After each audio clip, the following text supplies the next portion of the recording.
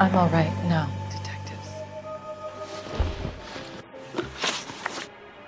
We found a receipt in the trunk of your husband's car for a live pig. This receipt was made out to an F. Morgan. A pig? Adrian runs a tool business. That would be Frank Morgan. God knows what he's up to. What makes you say that about Morgan, ma'am? He's the foreman at my husband's plant. A very shady character. I told Adrian he needs to keep his distance from the staff. They're always out drinking together. Your husband frequents Cavanaugh's bar? How did you know that? Adrian practically lives there after work. So Adrian spends a lot of time there? Up until recently, he's been away in Seattle a lot on business. Did your husband tell you where he was going last night? All he said was he was going to meet Frank for a drink. So nothing out of the usual then? Well, he came home early from work. He never comes home early. And he went out early, too. He normally never leaves for the bar till about 7. Was your husband wearing his glasses when he left here yesterday? Yes, he just bought a new pair. Go on. I kept telling him to throw those old ones away. He tried to repair them with tape. They looked terrible. Tell us about the photo of Adrian in the bedroom. What is there to tell? It's from his most recent business trip to Seattle.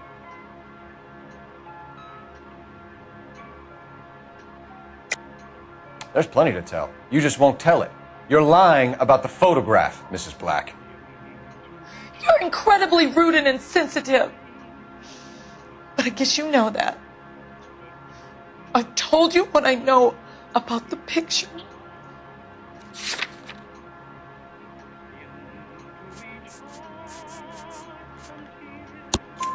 What about Nicole, Mrs. Black? Was your husband going to leave you for her? I've seen the photo frame. He thinks I'm stupid. But women sense these things. I don't know if he intended to leave me or if it was just a fling. God only knows. I only want to know that he's safe.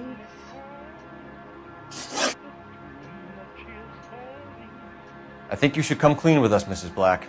Your husband is missing, and after our search, I'm willing to call the circumstances suspicious. Can you account for your movements last night? You're not accusing me, are you? Oh, what an awful thing to say. I was here all night, of course, waiting for Adrian to come home. Is there anyone who can vouch for that? Well, no. I was here alone. I cooked Adrian's dinner and waited, but he never came home. We'll keep you informed, Mrs. Black. Please do, Detective.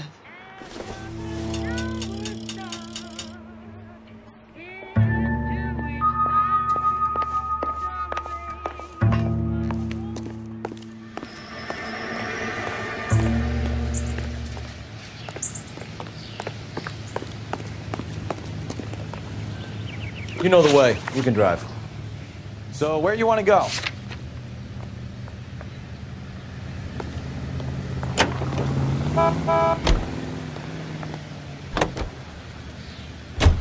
Jesus, I'm glad to be out of there. Mr. and Mrs. Black don't seem to have the happiest home life. He's too scared to divorce her, and she's too much of a shrinking violet to throw him out. If this hadn't happened, they could have stayed miserable together forever. You think she could have killed him? She sure as hell doesn't seem the type. But stranger things have happened.